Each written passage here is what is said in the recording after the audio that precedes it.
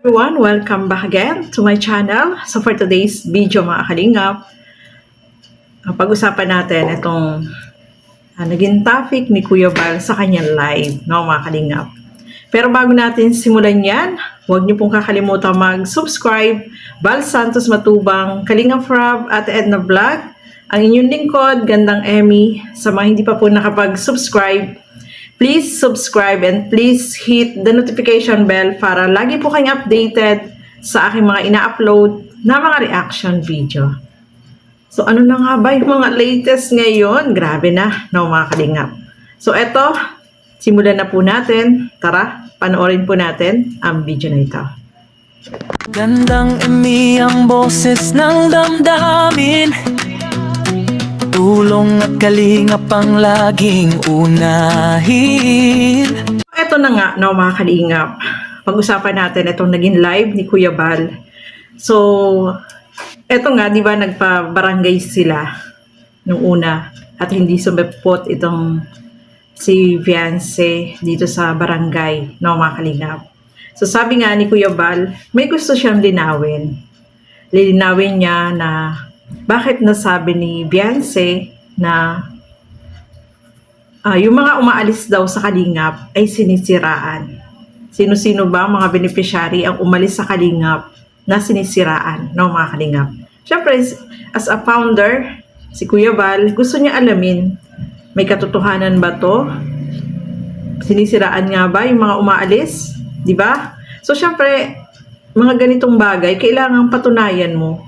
Kailangan mayroon kang patunay kung sino yung mga taong umaalis dito sa Kalingap na sinisiraan ni Kuya Bal or ng Kalingap. So, eto nga, no?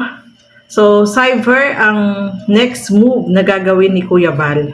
Sabi nga niya, kung hindi siya umattend sa dumating dun sa barangay, eh may gagawin na sila, cyber, para kung pwede itong reklamo nila, malaman sino ba talaga itong sinasabi niya na mga beneficiary daw na umaalis sa Kalingap ay sinisiraan. Sino nga ba? Wala naman akong alam, no, mga Kalingap. Kasi yung mga umaalis naman po dito sa Kalingap ay parang ilan lang. Isa o dalawa lang, no, mga Kalingap.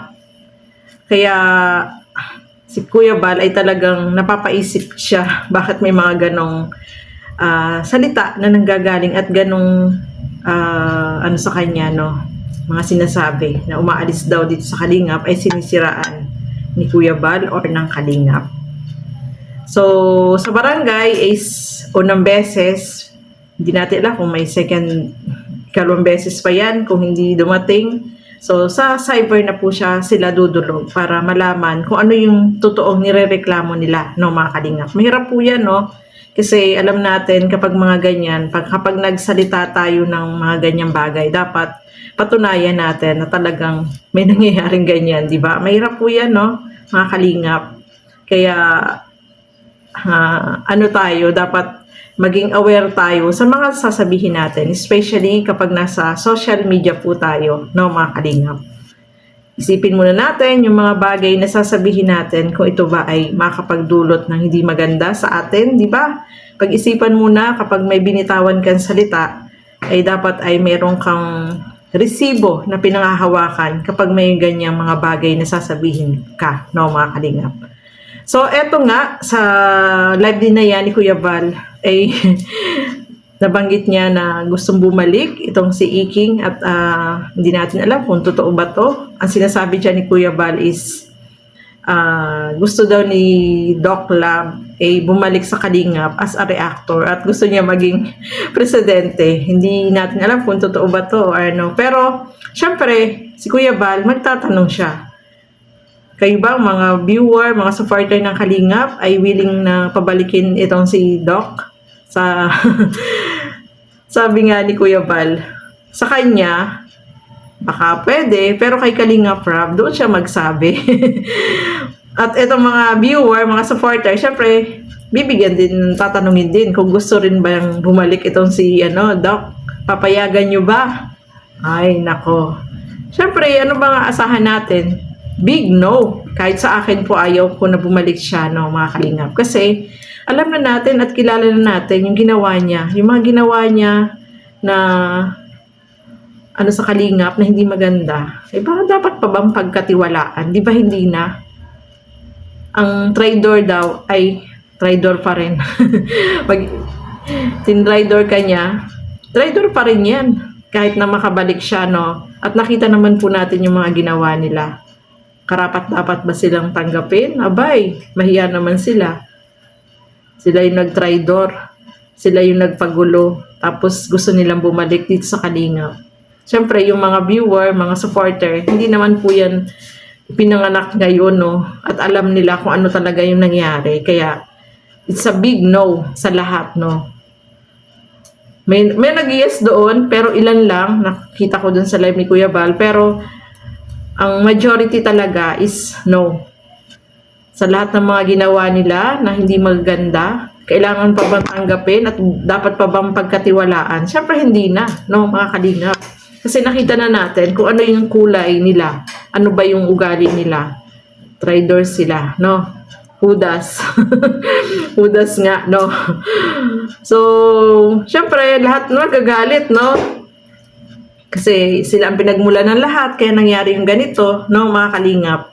Sabi nga ni Kuya Val, sino ba yun? Si Kuya July, nagpa-press 1, 2, ano ba yung nagpa-press siya sa kanyang live at tinanong niya, sino ba yung dapat sisihin? Si Doc Love, yung family, or ang kalingap?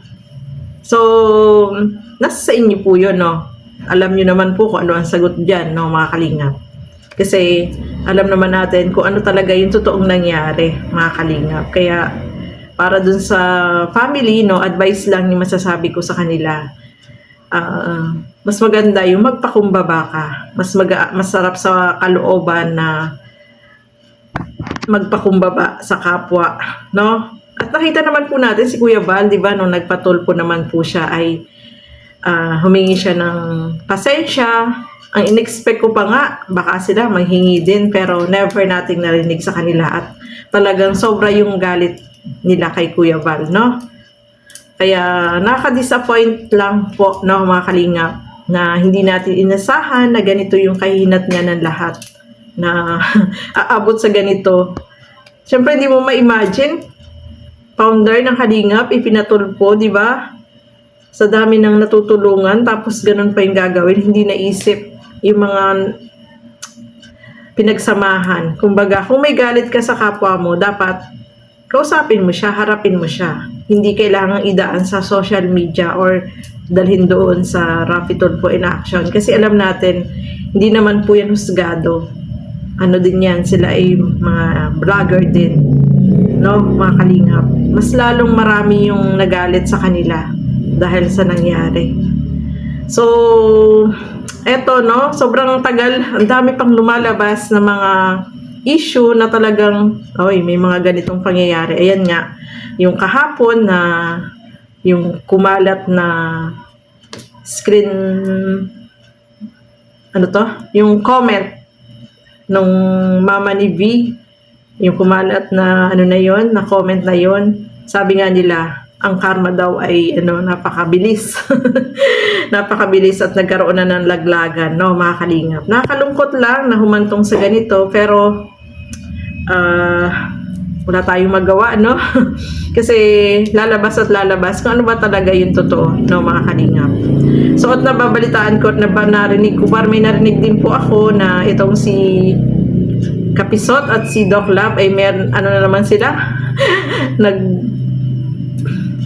May parinigan naman, no, mga kalingap. So, grabe, hindi na matapos-tapos, no, mga kalingap.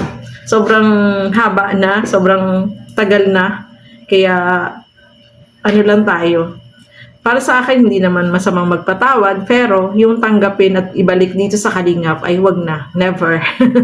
Para sa akin po yun, no. Siguro gano'n din po kayo. Magpatawad, pero wag nang tanggapin. No, mga kalingap. So, ayan po. Maraming salamat sa inyong walang sawang panonood at pagsuporta dito sa aking mga ginagawang reaction video. Siyempre, supportahan po natin lahat ng mga Kalingap partners, Kalingap Reactor, ay inyong lingkod, Gandang Emmy.